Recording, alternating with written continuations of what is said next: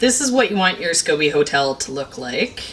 And this is most definitely not what you want your Scoby hotel to look like, because that is mold.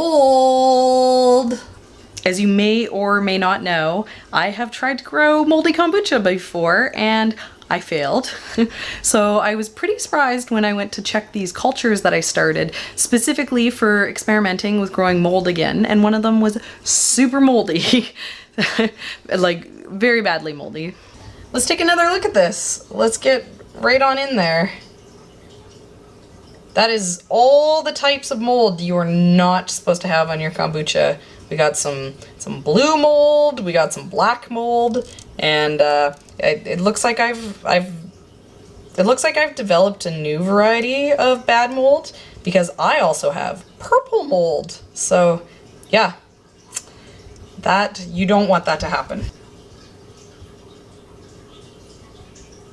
I keep my kombucha on my kitchen counter, and so this must have grown really quickly, like in a day or two of neglect, for it to have that much mold without me having noticed, because it's sitting in a spot where, you know, it would be easy for me to notice it starting, and I don't know how that happened, that this much mold grew without me seeing it.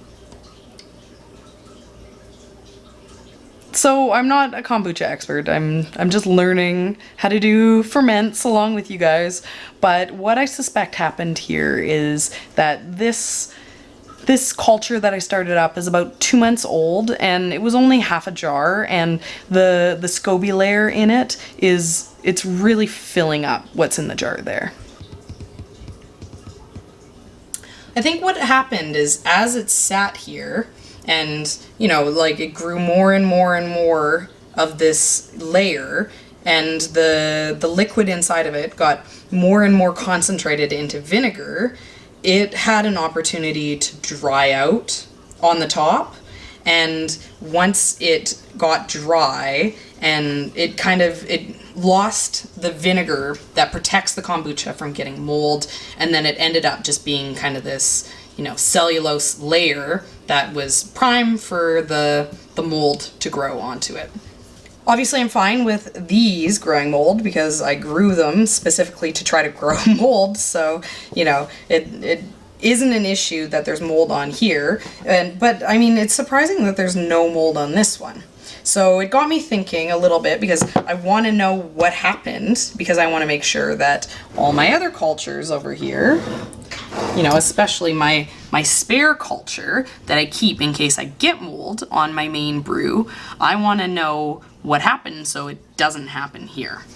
What I think would be the way to prevent mold from growing on a Scoby hotel, because I see people online talking about it. It happens often. People talk about how mold grows on their Scoby hotels way more often than they talk about mold in their main ferment, other than, you know, new people not knowing if the initial Scoby growing is mold or not.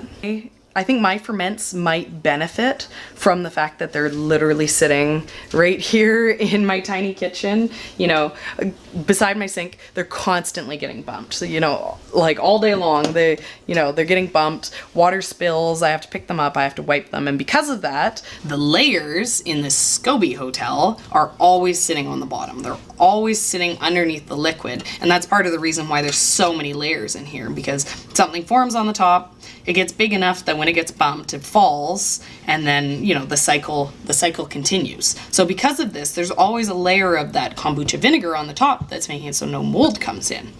But when you have, you know, a Scoby hotel like this one that's getting a really thick layer, and then it's getting dried out because you're not adding any more liquid to it, and everything's kind of just evaporating off the top, then you run into the issue of this one with the mold. Quite often people keep their Scoby hotels in spots where they're out of the way, they don't have to think about them, they don't have to worry about them, and so I can see it happening in the same way that it happened to me, that, you know, it just grows some mold and you don't even realize. I feel like to prevent this, the maintenance is as simple as you grab it and you shake it. You just bring some liquid back up to the top and you should be good to go. So if you're like me and you got the dreaded mold on your kombucha, maybe that's a tip that will work. I'm crossing my fingers that I don't have to experience any more mold anytime soon, at least until I get my cultures all, you know, back prime out of the cold winter months back into the heat of the summer. So, you know, maybe it's as simple as that. I don't know. But I'd love to know what you guys think. If you've dealt with this and you've found a solution, let me know. And if you think that shouldn't work, if you know any reason why the shaking it to get it wet again wouldn't really work, and you have a better idea why the mold grew, I'd love to know that too, so I can prevent the mold. So if you're like me and you have the smallest kitchen in the universe, make sure to not subscribe, because you will see more fermenting videos, and ferments take up a lot of space on your kitchen counter, so you don't want to try this like I am. But if you do, then make sure to subscribe. We do a weekly Fermentation Friday video. That's what we're doing here right now. And if you're also interested in gardening and things like that, that's what we do the rest of the time. So follow along and we will see you again.